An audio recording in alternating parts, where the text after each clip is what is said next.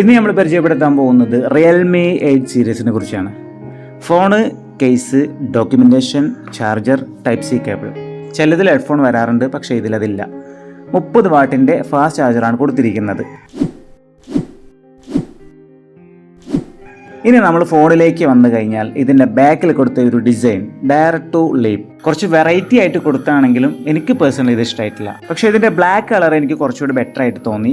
ഇതൊരു തിളങ്ങുന്ന ഷെയ്ഡിങ് രൂപത്തിലാണ് കൊടുത്തിരിക്കുന്നത്.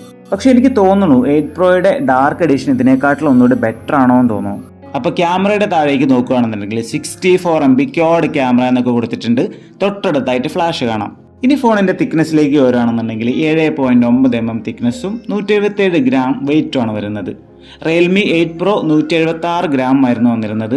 ഒരു ഗ്രാമിൻ്റെ ചെറിയൊരു വ്യത്യാസം. പിന്നെ സ്പെഷ്യലായിട്ട് പറയേണ്ട ഒരു കാര്യം, ലൈറ്റ് വെയിറ്റ് ആയതുകൊണ്ട് തന്നെ യൂസ് ചെയ്യാൻ വളരെ സിമ്പിളാണ്. ഫ്രണ്ടിലെ ഡിസ്പ്ലേയിലേക്ക് വന്നു കഴിഞ്ഞാൽ 6.4 ഇഞ്ച് വരുന്ന സൂപ്പർ അമോയിലെഡ് ഡിസ്പ്ലേ ആണ് വരുന്നത്. ഇൻ ഡിസ്പ്ലേ ഫിംഗർ പ്രിന്റും സെൻസറും കാര്യങ്ങളൊക്കെ വരുന്നുണ്ട്. ഇനി ഇതിന്റെ ഓവർവ്യൂ നോക്കി കഴിഞ്ഞാൽ താഴെ ഭാഗത്തായിട്ട് 3.5 mm ഓഡിയോ ജാക്ക്, മൈക്ക്, തൊട്ടടുത്ത് തന്നെ ടൈപ്പ് സി പോർട്ട്, ലാസ്റ്റ് ആയിട്ട് സ്പീക്കർ കാണാം. മോണോ സ്പീക്കറാണ് വരുന്നത്, പക്ഷേ അതൊരു സ്റ്റീരിയോ സ്പീക്കർ ആക്കാമായിരുന്നു.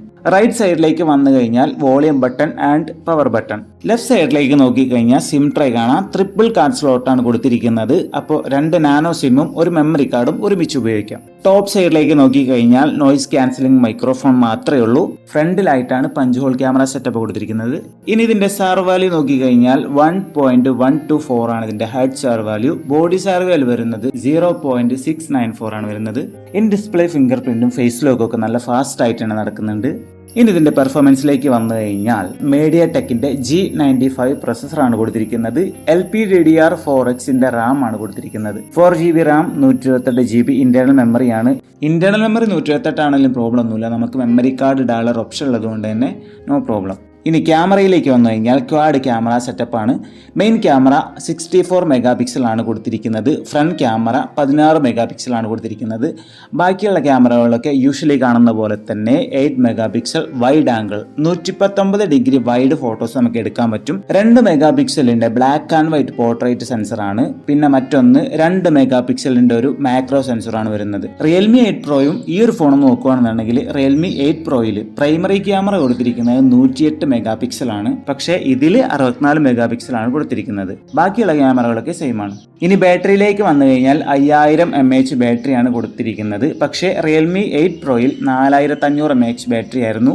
8 പ്രോയിൽ 50 വാട്ടിന്റെ ഫാസ്റ്റ് ചാർജർ ആയിരുന്നു. ഇതിലേക്ക് വന്നു കഴിഞ്ഞാൽ 30 വാട്ടിന്റെ ഫാസ്റ്റ് ചാർജറാണ് കൊടുത്തിരിക്കുന്നത്. അപ്പോൾ എന്തായാലും ഇതിൻ്റെ നിലവിലെ റേറ്റ് എന്ന് പറയുന്നത് 14,000 സംതിങ് ആണ് ഓൺലൈനിലൊക്കെ കാണിക്കുന്നത്. നമുക്കിത് ഓഫറിൽ മേലാറ്റൂർ സിസ് മൊബൈൽസ് എന്ന് പറയുന്ന മൊബൈൽ ഷോപ്പിൽ നമുക്ക് ഓഫറിൽ കിട്ടിയതാണ്. അപ്പോൾ എന്തായാലും ഇനി നിങ്ങൾ തീരുമാനിക്കുക, റിയൽമി മേടിക്കണോ, സാംസങ് മേടിക്കണോ, ഓപ്പോ മേടിക്കണോ, ഏത് കമ്പനി മേടിക്കണം, ഏത് യൂസ് ചെയ്യണം എന്നൊക്കെ നിങ്ങൾ ഡിസൈഡ് ചെയ്യുക. എനിക്ക് തോന്നുന്നു നിങ്ങൾ റിവ്യൂ ഒക്കെ കാണുന്നതിനെക്കാട്ടിലും ഫോൺ യൂസ് ചെയ്യാൻ കിട്ടുവാണെങ്കിൽ അങ്ങനെ യൂസ് ചെയ്തിട്ട് ആ ഒരു എക്സ്പീരിയൻസോടെ മേടിക്കുവാണ് നല്ലതെന്ന് തോന്നുന്നു. കാരണം എനിക്ക് റിവ്യൂ കണ്ട് മേടിച്ചിട്ട് ഇതുപോലെ പണി കിട്ടിയതായതുകൊണ്ട് തന്നെ ആ ഒരു കാര്യം കൂടി നിങ്ങളോട് ഞാൻ ഷെയർ ചെയ്യാണ്.